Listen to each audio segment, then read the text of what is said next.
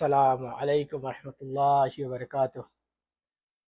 चलिए आज बहुत दिन बाद एक वीडियो लेके आया रिएक्शन, जिसमें देखेंगे बांग्लादेश में हुआ सरकार तख्ता पलट की बारे में देशभक्त चैनल से क्या कहते हैं, और जो इंडिया में बांग्लादेश को लेके हिंदूवादी संगठनों ने अराजकता फैला रहे हैं उसके बारे में क्या तथ्य देते हैं इसमें।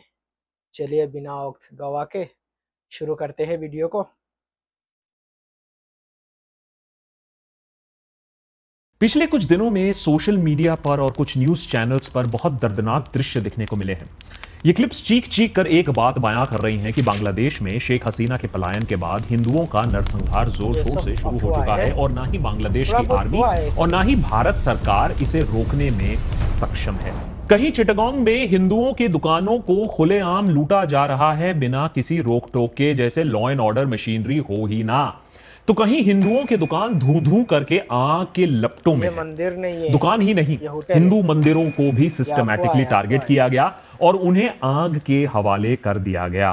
बांग्लादेश में भारत की तरह क्रिकेट का अलग ही एक दर्जा माना जाता है, इसीलिए यह भी चौंका देने वाले दृश्य हैं कि हिंदू क्रिकेटर लिटन दास के घर को भी बख्शा नहीं गया, उसे भी आग के हवाले कर दिया गया। देखिए, बात अगर अराजकता और आर्सनी तक होती तब भी समझ में आता, लेकिन सोशल मीडिया पर यह खबर भी खूब बढ़ चढ़ कर दिखाई गई कि कैसे पिछले 3 दिनों में हिंदू महिलाओं को स्पेसिफिकली टारगेट करके किडनैप किया गया है, हिंदू महिलाओं के साथ मास रेप किया गया है। यही नहीं, जिहादी पूरे के पूरे हिंदू फैमिलीज को एक साथ मौत के घाट उतार रहे हैं। या फिर यह दृश्य देखिए, मौलवी बाजार डिस्ट्रिक्ट बांग्लादेश से, जहां एक एलिजेड हिंदू फैमिली को खतरनाक रूप से अटैक किया गया, महिलाओं को रेप किया गया और इस इंसान को, जो इस फैमिली से भागने की कोशिश कर रहा था, तालाब में पत्थरों को से मारकर उसे खत्म कर दिया गया। यह दृश्य देखकर किसी का भी दिल दहल जाएगा। जाहिर सी बात है कि हमारे देश में भी हिंदुओं में आक्रोश है बांग्लादेश में घटनाओं को लेकर। यहां तक कि कुछ लोग तो बांग्लादेशियों को मारने खुद निकल पड़े हैं भारत में। हमारे बहुत सारे सब्सक्राइबर्स ने भी ये बार बार सवाल किया कि बांग्लादेश में क्या चल रहा है, उसके बारे में हम भी सही इंफॉर्मेशन प्रोवाइड करें। लेकिन सही इंफॉर्मेशन निकालना इतना आसान भी नहीं होता है। चिंतित और चकित तो हम भी रहे हैं पिछले कुछ दिनों में। पूरे स्टूडेंट प्रोटेस्ट में जो हमने डिटेल में कवर किया था, तब तो बांग्लादेश एक आवाज में बात कर रहा था। फिर कुछ ही दिनों में ये घटनाएं कैसे होने लगी, मास रेप की, जेनोसाइड की, इतनी जल्दी सिचुएशन डिटेरियोरेट कैसे कर गया। हमने सरकार की जो चुप्पी देखी, भारत सरकार की जो चुप्पी देखी, उस पर भी बात हमें थोड़ी खटकी, क्योंकि विदेश मंत्री हो या प्रधानमंत्री हो, वो सब बांग्लादेश के बारे में चिंतित जरूर हैं, हिंदुओं की सुरक्षा की बात जरूर करते हैं, लेकिन टारगेटेड किलिंग, जेनोसाइड, मास रेप, टॉर्चर के बारे में एक बार भी कुछ नहीं बोला। ऐसा क्यों?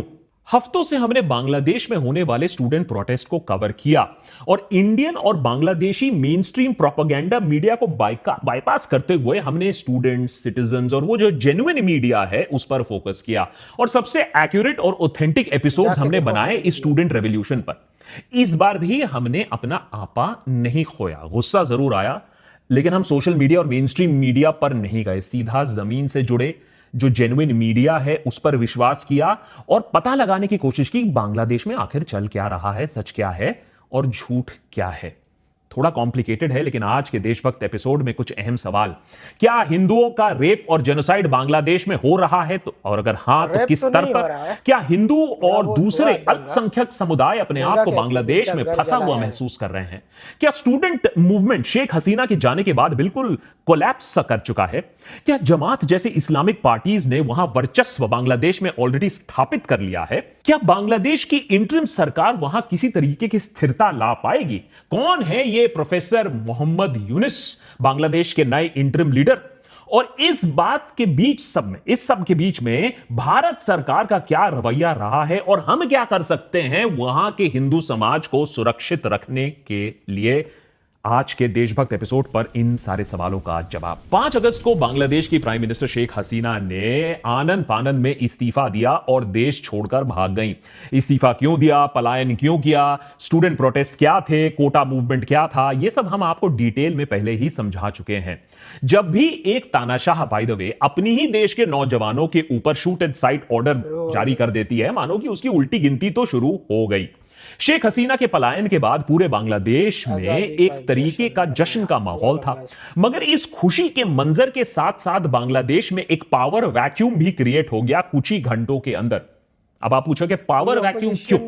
क्योंकि 2008 से बांग्लादेश में शेख हसीना और उनकी आवामी लीग पावर में थी और काफी साल से शेख हसीना का एक तानाशाही रवैया था। पूरी पॉलिटिकल पावर, पूरी पुलिस फोर्स, प्रशासन, जुडिशरी सब हसीना के कंट्रोल में थी। ऑपोजिशन या तो जेल में थी या तो हाउस अरेस्ट थी और बांग्लादेश में एक वन पार्टी डेमोक्रेसी ही बन गई थी।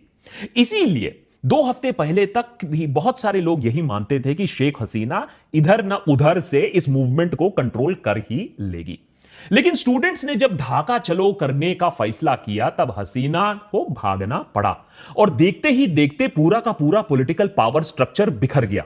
आर्मी चीफ ने कहा कि भाई हम इंटरिम सरकार बनाएंगे, मगर उसके लिए भी तो कुछ दिन लगने वाले थे। उसके बीच में क्या?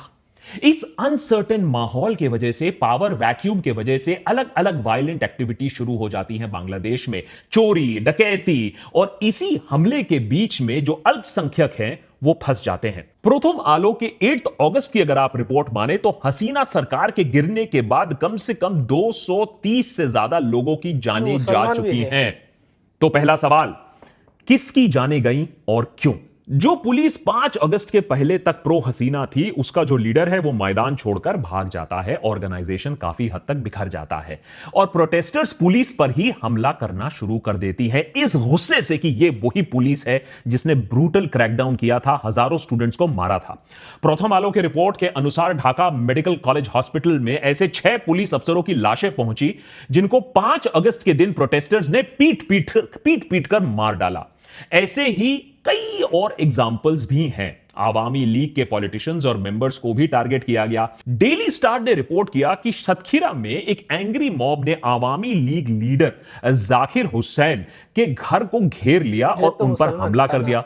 जाकिर ने मॉब पर गोलियां भी चलाई जिसकी वजह से 2 लोगों की जानें भी गई, मगर अंत में हुसैन को मॉब ने घेर ही लिया और उनको मार डाला। आवामी लीग और प्रो हसीना पॉलिटिशियंस को इस तरीके से टारगेट करने के कई एग्जाम्पल्स हैं। ऐसा होना तो नहीं चाहिए, लेकिन ऐसा हो रहा है। ऐसे एग्जैक्टली कितने अटैक्स हुए हैं यह पता लगाना भी मुश्किल है। जर्नलिस्ट पूरी कोशिश कर रहे हैं, लेकिन जब इतना इंफॉर्मेशन, इनएक्यूरेट इंफॉर्मेशन फैल रहा होता है तो कॉम्प्रिहेंसिव डेटा मिलना काफी मुश्किल हो जाता है। अब आप पूछ सकते हैं कि इस सब के बीच में आर्मी क्यों कंट्रोल नहीं कर रही है पूरे सिचुएशन को?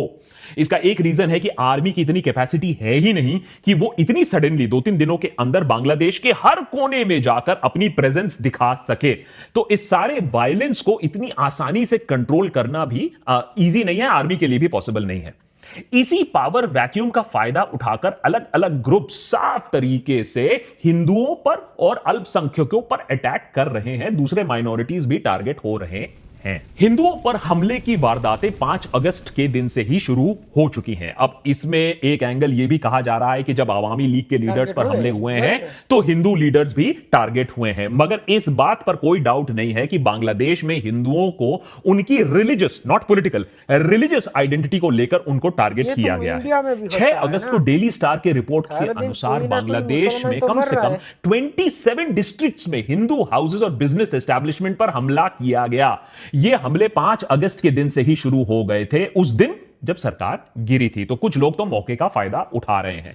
कई जिलों में हिंदुओं के घरों को लूटा गया है, वैंडलाइज किया गया है। कुछ इलाकों में घरों को जलाकर राख कर दिया गया है। हिंदू मंदिरों को भी वैंडलाइज किया गया है, इस पर कोई डिबेट नहीं है। Prominent Bangladeshi religious minority organisation Oikya Parishad के senior joint secretary Mohindra Kumar Nath ने डेली स्टार को बताया कि शायद ऐसा कोई एरिया या कोई डिस्ट्रिक्ट नहीं है जहां कम्युनल अटैक्स नहीं हो रहे हो। कंटिन्यूअस रिपोर्ट्स आ रही हैं कि बिजनेसेस, खासकर कि बिजनेसेस को घेराव कर कर अटैक किया जा रहा है। 6 अगस्त को भी अटैक्स कंटिन्यू रहते हैं। प्रथम आलो के 6 अगस्त के रिपोर्ट के अनुसार दिनाजपुर में 40 ऐसे हिंदू ओन्ड शॉप्स थे जिन्हें वैंडलाइज किया गया और जिसे लूटा गया।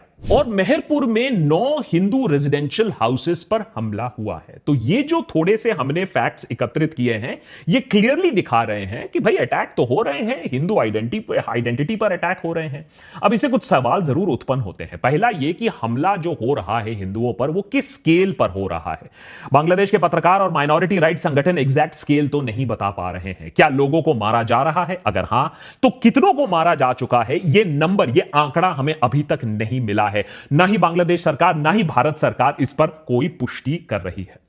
दूसरा सवाल यह है कि हमले कौन कर रहा है। अब इस बात को लेकर भी आंसर क्लियर नहीं है। कौन सा दंगाई कौन से ऑर्गेनाइजेशन से है, इस माहौल में पता लगाना काफी मुश्किल है। और ये कॉम्प्लिकेटेड इसलिए है क्योंकि बीएनपी और जमात जैसे दूसरे इस्लामिक फंडामेंटलिस्ट ऑर्गेनाइजेशन पर आरोप तो लगाया जा रहा है, लेकिन उसी के साथ साथ कुछ लोग आवामी लीग पर भी उंगलियां उठा रहे हैं कि आवामी लीग ही और उनके कुछ लोग हिंदुस्तानियों पर हमला कर रहे हैं, हिंदुओं पर हमला कर रहे हैं। इस बात को प्रूव करने के लिए कि शेख हसीना माइनॉरिटीज को प्रोटेक्ट कर रही थी और उनके एब्सेंस में बांग्लादेश में अराजकता के अलावा कुछ नहीं मिलेगा। और यह न्यूज खास इसलिए भी है क्योंकि खबर अब यह आ रही है कि इसी अराजकता के चलते शेख हसीना ने यह डिसाइड किया है कि जब बांग्लादेश में फिर से इलेक्शन होंगे तो शेख हसीना वापस आकर चुनाव भी लड़ेंगी। मगर इस सब के बावजूद 2 चीजों की पुष्टि हम जरूर करना चाहते हैं। एक, कि कम से कम बांग्लादेश आर्मी डायरेक्टली हिंदुओं पर हमला नहीं कर रही है, हिंदुओं को बचाने की कोशिश कर रही है। बांग्लादेश में आर्मी का अभी भी काफी दबदबा है, तो वो कैसे बिहेव करती है, डिसाइड करता है कि हिंदुओं का क्या होगा। 5 अगस्त को ढाका के शरीयतपुर के मनुषाबाड़ी मंदिर पर दंगाइयों ने हमला कर दिया, मंदिर को जलाकर राख कर दिया। गोविंदो चक्रवर्ती, वहां टेंपल कमेटी के जो जनरल सेक्रेटरी है, उन्होंने डेली स्टार को बताया कि मंदिर पर हमला करने के बाद दंगाइयों ने उनके घर घर पर जाकर उन्हें हमला करने का प्लान किया था, लेकिन आर्मी ने इंटरवीन किया और उन्हें बचाया। तो परसेप्शन यह है कि आर्मी कोशिश कर रही है ऐसे हमलों को रोकने की, लेकिन हालात ऐसे हैं कि आर्मी सब कुछ कंट्रोल नहीं कर सकती है। जोशोर डिस्ट्रिक्ट में गोविंद साहा और दूसरे हिंदुओं के घर पर 5 अगस्त की रात को 20 से 25 दंगाइयों ने हमला किया। जब गोविंद साहा ने आर्मी ऑफिशियल्स से बात की तो उन्होंने इमीडिएटली 3 आर्मी पेट्रोल व्हीकल्स भिजवाए वहां पर, और उनके साथ बीएनपी और जमात के एक्टिविस्ट भी पहुंचे और सबने अपना सपोर्ट दिया, सबने अश्योरेंस अश्योरेंस दिया। लेकिन ऑब्वियसली गोविंद साहा का कहना है कि जब ये सब हो रहा है तो वो सेफ तो फील नहीं कर पाएंगे। और इसी पावर वैक्यूम और वायलेंस के वजह से बांग्लादेश के हिंदुओं में डर और डिस्ट्रेस का माहौल बना हुआ है। हां, सारे बांग्लादेशी अभी किसी न किसी लेवल पर यह डर महसूस कर रहे हैं क्योंकि बड़े लेवल पर डेकॉइटी और चोरी के इंसिडेंट सामने आ रहे हैं। रात रात लोग सो नहीं रहे हैं और जब तक लॉ एंड ऑर्डर फिर से एस्टैब्लिश नहीं हो जाएगा, यह डर का माहौल कायम रहेगा। मगर इस पर कोई शक नहीं है कि सबसे बदतर हालत अभी बांग्लादेश में हिंदुओं और दूसरे माइनॉरिटीज की है, और यह बहुत शर्मनाक सिचुएशन है बांग्लादेश के लिए। दूसरी चीज जिसकी हम पुष्टि करना चाहेंगे वो ये है कि इस नाजुक हालत में धर्म के नाम पर दलाली करने वाले जो लोग हैं वो बांग्लादेश की हालत को और खराब दिखाने की कोशिश कर रहे हैं, 2 रुपए कमाने की कोशिश कर रहे हैं। और आपने भी सोचा कि सोशल मीडिया पर ये सारी चीजें, ये जो फ्रॉडस्टर्स दिखा रहे हैं वो सच ही होगा। जैसे कि चिटगांग में खुले आम दुकान, ये जो लुट रहा था, जो हमने बिगिनिंग में दिखाया था, वो एक्चुअली एक हिंदू इंसान का दुकान नहीं है, बल्कि सलमान फजल रहमान की है, जिसे शेख हसीना का करीबी माना जाता है सालों से। सुदर्शन टीवी पर धू धू करता हुआ ये जो दुकान आपने देखा, ये किसी साजिश से जलाया नहीं गया है। ये एक्चुअली 11 जुलाई का फुटेज है, जब 15 कपड़े और प्लास्टिक के दुकान आग के चपेट में आ गए थे। इसे रिसाइकल कर हिंदू मुस्लिम एंगल देकर चलाया गया है और आपने इसे मान भी लिया। इसमें कोई शक नहीं है कि हिंदू धर्म स्थानों पर अटैक हुआ है, लेकिन यह भी सच है कि आपके सेंटिमेंट से खिलवाड़ करने के लिए Raj palace coffee shop and restaurant को मंदिर बनाकर दिखाया गया कि देखिए ये जल रहा है। जो घर यहां जल रहा है वो एक क्रिकेटर का तो घर है, लेकिन हिंदू क्रिकेटर लिटन दास का घर नहीं जल रहा है। ये घर बांग्लादेश क्रिकेट टीम के फॉर्मर कैप्टन मशरफे मुर्तजा का जल रहा है, जिसके तार शेख हसीना के आवामी लीग से जुड़े हुए हैं। यही नहीं, वो तो आवामी लीग से 2 बार सांसद बनकर चुनकर बांग्लादेश के संसद पर भी आ चुके थे, और उसी का गुस्सा लोग निकाल रहे हैं। इस तरीके से निकालना तो जरूर नहीं चाहिए, लेकिन ये एक हिंदू क्रिकेटर का घर नहीं जल रहा है। लेकिन सबसे घटिया और दर्दनाक फेक न्यूज जो फैलाया गया है वो हमारे देश से ही फैलाया गया है। जाने माने फेक न्यूज स्प्रेडर से फैलाया गया है जो धर्म के नाम पर धंधा करते हैं। जैसे ये वाली खबर, हिंदू महिला का जो अपहरण हो रहा है, यह अपहरण बांग्लादेश वायलेंस से कुछ लेना देना नहीं है। एक ड्रग एडिक्ट पति जो अपनी पति का अपहरण करवा रहा है उसके दृश्य हैं, और यह 6 महीने पुराना इंसिडेंट है। हिंदू महिलाओं का जो मास रेप का क्लिप है जो वायरल हुआ है वो और भी शर्मनाक है, क्योंकि गूगल रिवर्स सर्च से पता चलता है ये क्लिप 2021 का है, और उससे भी शर्म की बात है कि ये बेंगलुरु का क्लिप है। और ये जो पूरे हिंदू फैमिली को मार डालने वाली जो बात है, ये इंसिडेंट हुआ तो पिछले महीने, और पूरे फैमिली को जो मारा गया वो फैमिली पूरी की पूरी एक मुसलमान फैमिली थी। जो खबर मौलवी बाजार डिस्ट्रिक्ट बांग्लादेश से आई है वो खबर एकदम रीसेंट है। बस प्रॉब्लम है कि ये हिंदू फैमिली को मारा नहीं जा रहा है, महिलाओं का वहां रेप नहीं हुआ है। ये जो इंसान है, ये जो तालाब में इसको पत्थर मारकर इसको डुबाया जा रहा है, वो हिंदू नहीं, एक मुसलमान इंसान है, और वो मेयर है वहां की म्यूनिसिपैलिटी का, जनरल सेक्रेटरी है आवामी लीग का, और आवामी लीग मेंबर होने के वजह से लोगों का गुस्सा उसके ऊपर इस तरीके से उमड़ा है। ऐसे न जाने आपको कितने और क्लिप्स मिल जाएंगे। जैसे ये एक औरत जिसका मुंह टेप्ड है, हाथ बंधे हुए हैं, जिसे मारने की तैयारी की जा रही है अकॉर्डिंग टू न्यूज, लेकिन ये औरत खुद ही अपना मुंह टेप करके यूनिवर्सिटी प्रोटेस्ट कर रही थी। इस तरीके के क्लिप्स को लेकर रिसाइकल करके आपके इमोशंस के साथ खेला जा रहा है। यहां एआई तक का इस्तेमाल किया गया है आपको यह विश्वास दिलाने के लिए कि बांग्लादेश में अराजकता फैल रही है और हिंदुओं के बहुत बुरे दिन चल रहे हैं। हिंदुओं पर वायलेंट अटैक हो रहा है, कोई डाउट नहीं है। आवामी लीग मेंबर्स को बुरी तरीके से उनके ऊपर रिवेंज अटैक्स हो रहा है, होना नहीं चाहिए लेकिन हो रहा है। लेकिन उससे भी बुरी बात यह है कि हमारे देश में ये जो डिजिटल टेररिस्ट्स हैं जिन्होंने इस वायलेंस को एक अलग लेवल पर दर्शाने का एक डिसीजन लिया है, वो अल्टीमेटली बांग्लादेश में हिंदुओं के लिए सबसे बड़ा खतरा बनेंगे। क्योंकि अगर सच में जेनोसाइड और मास रेप हो रहा होता तो आपको लगता है कि मोदी, शाह और जयशंकर हाथ पर हाथ धरे बैठे रहते? अरे और कुछ नहीं तो ये उनके लिए पॉलिटिकल सुइसाइड होता। लेकिन देखिए, जयशंकर ने अपने स्पीच में जो पार्लियामेंट में दिया वहां सिर्फ माइनॉरिटीज की सुरक्षा की बात की। मोदी ने प्रोफेसर यूनिस को जो अपना संदेश दिया वहां जेनोसाइड, किलिंग, मास रेप की कोई बात नहीं की। क्यों? क्योंकि वो भी जानते हैं कि झूठ का सहारा से देश में राजनीति खेल सकते हैं, हिंदुओं के भावनाओं के साथ खेल सकते हैं। लेकिन अगर आपने इसी झूठ को डिप्लोमेटिक सच बना दिया तो बांग्लादेश में हिंदुओं के लिए और भी ज्यादा खतरा उत्पन्न हो जाएगा। आयरनी की बात यह है कि कई सारे हिंदू स्टूडेंट्स भी स्टूडेंट मूवमेंट का एक हिस्सा थे। कई सारे हिंदू भी हसीना के तानाशाही को हटाना चाहते थे। उनको भी एक बेहतर सिस्टम की तलाश थी। उन्होंने भी इस मूवमेंट में अपना सब कुछ दिया था। स्टूडेंट मूवमेंट कोई हिंदू मुस्लिम का मुद्दे से चला नहीं था। मुद्दा प्रोग्रेसिव था, मुद्दा इंक्लूसिव डेमोक्रेसी का था। जो मूवमेंट के कोऑर्डिनेटर हैं और जिन स्टूडेंट्स ने मूवमेंट में पार्टिसिपेट किया था वो काफी बड़े लेवल पर कोशिश कर रहे हैं कि हिंदुओं के घरों पर, दुकानों पर, मंदिरों पर हमले ना हो। ऐसी कई तस्वीरें भी दिखने को मिली है कि कई स्टूडेंट्स ने वॉलंटियर ग्रुप्स का गठन किया है जो हिंदुओं के जगह जगह जाकर उनकी हिफाजत कर रहे हैं। मगर दिक्कत यह है कि ऐसे स्टूडेंट ग्रुप्स पूरे देश भर में फैल नहीं सकते हैं।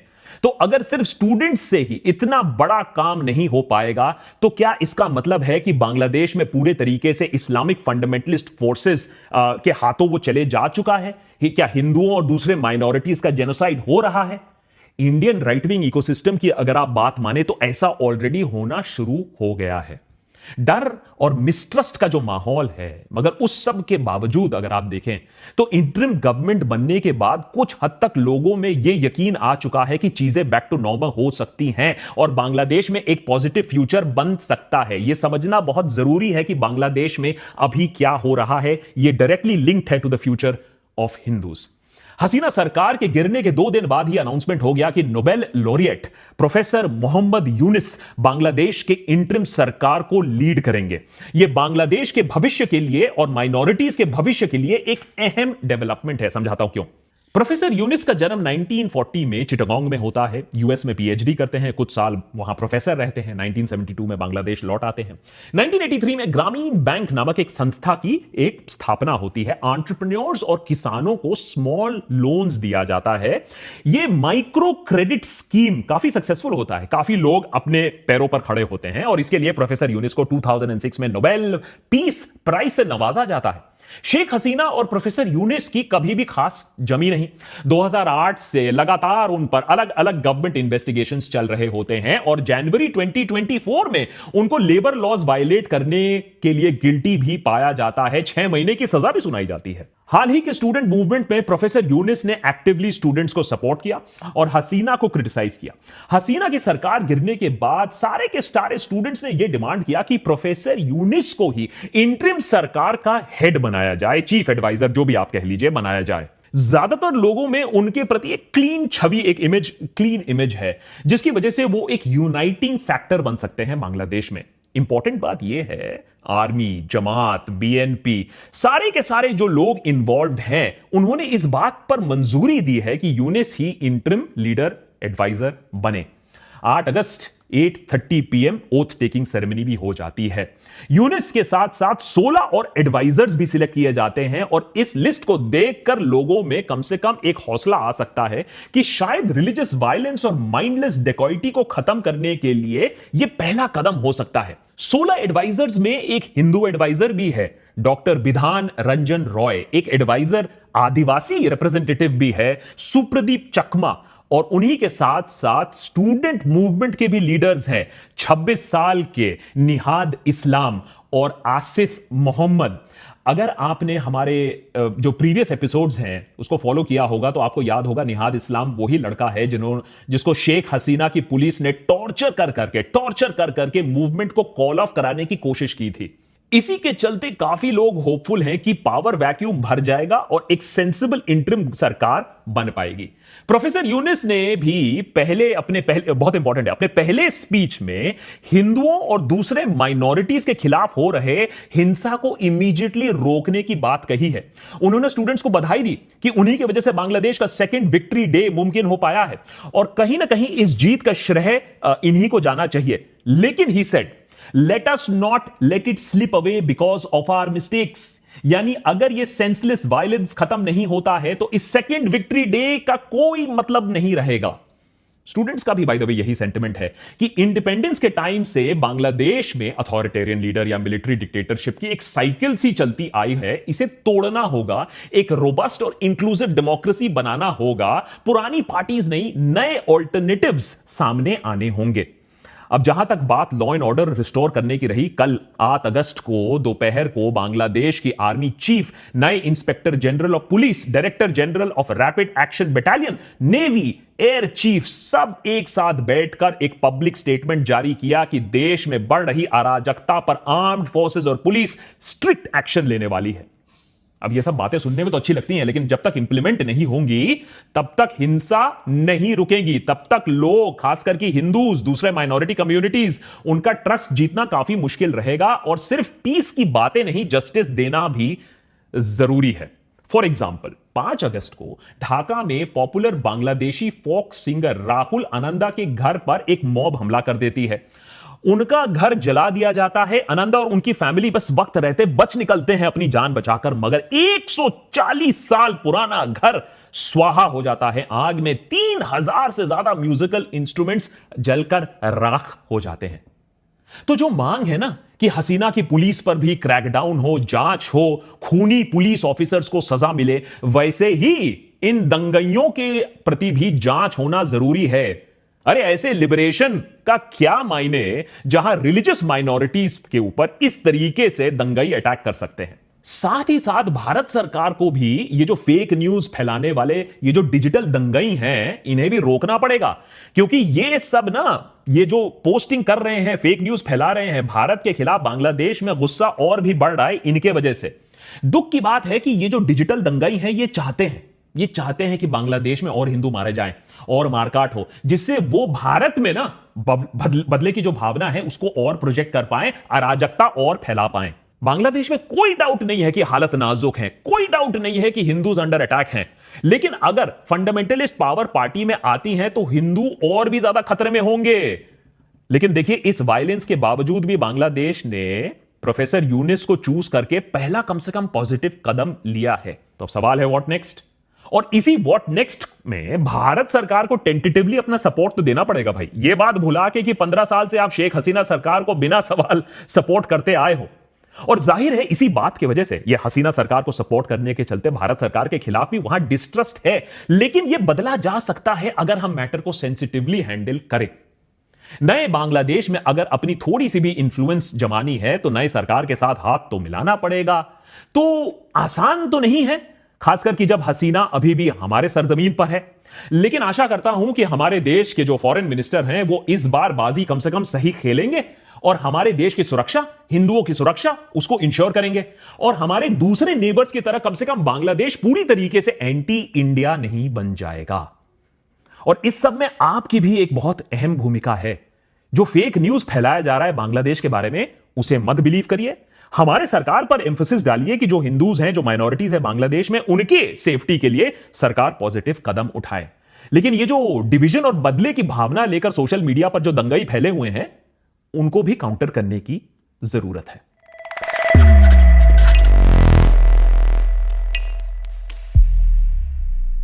चलो वीडियो ख़त्म हो गया। और देखा वीडियो में जितने सारे इंडिया में चल रहा है वीडियो, ट्वीट हो रहा है, रीट्वीट हो रहा है ट्विटर पर, सारे वीडियो फेक है। जो हिंदू बजरंग दल द्वारा और आरएसएस द्वारा ट्वीट किया जा रहा है, वो मुसलमानों के खिलाफ नफरतें बांट रहे हैं। सारे न्यूज़ फेक न्यूज़, इंडिया का एक्यूज़ वीडियो, कुछ पुराने वीडियो यूज़ करके मुसलमानों के खिलाफ दंगा बढ़ाने के लिए साजिश चल रहा है। सारे के सारे फेक है। और वीडियो में जो भी तथ्य दिया है, जो भी दिखाए, सारे झूठी वीडियो में दिखाए गए दावा की सच उजागर किया है। और इस बार बांग्लादेश में हुआ है कुछ, किसी भी देश में, चाहे दुनिया के कोई भी देश हो, ऐसा तख्ता पलट होते ही लोग भड़कते हैं, दंगा करते हैं। ये होगा किसी भी देश, कोई भी देश में होगा, और बांग्लादेश में भी हुआ, जो कि ये अच्छी नहीं है। और इस चीज़ को लेके इंडिया में जो मुसलमानों के खिलाफ नफरत बांट रहे जो हिंदूवादी संगठनों ने, ये अच्छा नहीं है। और ये वीडियो इतना तक दिखने के लिए शुक्रिया। देखिए वो वीडियो पूरा देखिए, पूरा चैनल में है, देशभक्त चैनल में मैं लिंक दे दूंगा नीचे, और जाके वीडियो देखो, अच्छा है। कोई सच जो इंडिया में चल रहा है वो भी दिखाते हैं, जो दुनिया भर में चल रहा है वो भी इस चैनल में डालते हैं, और इंटरव्यू भी लेते हैं। और हमारे चैनल को भी सब्सक्राइब करो, शेयर करो, लाइक करो। ऐसा वीडियो, अच्छा अच्छा वीडियो लेके आऊँगा। इतना देर देखने के लिए शुक्रिया। चलिए दिन